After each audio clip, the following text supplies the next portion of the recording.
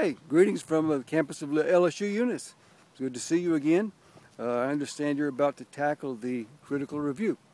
I doubt if many of you plan to become literary critics when you grow up, but for the time being, you're going to be one to do this assignment. And I thought maybe I could offer some words of encouragement as you get ready to do it. So I'm taking another one of my nature walks out here on the campus.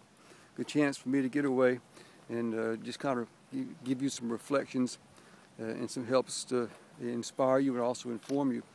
I really want you to look at three handouts as you prepare to write the assignment. Don't try to write the assignment until you've looked at the two student examples.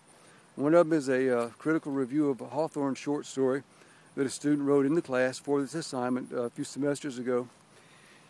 And the other is it's actually a movie review, but the movie is a movie that was made based on the Joyce Carol Oates short story, Where Are You Going and Where Have You Been? The title of the movie is Smooth Talk.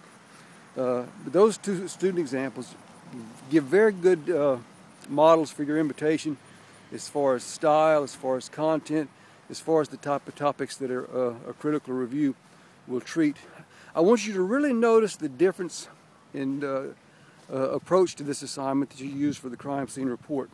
The crime scene report, remember, that was technical writing. We had to be very objective. We couldn't let our opinions or our speculation enter into the writing at all. It had to be strictly factual, painstakingly neutral as far as tone. And we're moving to a 180-degree turn from that with this next assignment, and that's specifically to reinforce the idea of how writers will adjust their tone, their style, and their point of view according to the purpose of writing and according to the audience.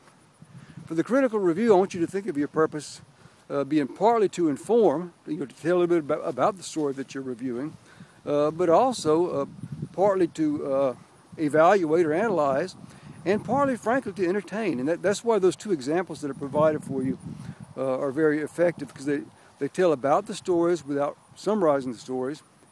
They're laid out and they're written with a great deal of eye appeal, and the writing is lively. The writing is lively, it's engaging, it's the style that you want to achieve when you become a critical reviewer, because you want to engage your audience, you want to influence your audience. You want them to be attracted to your reading, your understanding of the story, and it should be a fun assignment to write. The evaluation criteria, you'll note, are the first and fifth criteria are the same as for the crime scene report, and that's always true with all of your writing assignments. 1 and 5 are always the same. 2, 3, and 4, those criteria are specific to this assignment. Notice the fourth one particularly, it talks about the style of writing should be compelling. It should be interesting. It should engage the reader. You did not want to do that with the crime scene report, but now you do. So use those examples for your invitation. Remember that if you want to write in a way that is direct and clear, you want to avoid using be verbs, am, is, was, are, been, be, being. Those are lifeless verbs that clutter your writing up. You want to avoid using little two-bit words like it. You want to avoid using passive voice. You want to use strong, crisp action verbs. You want to use figurative language.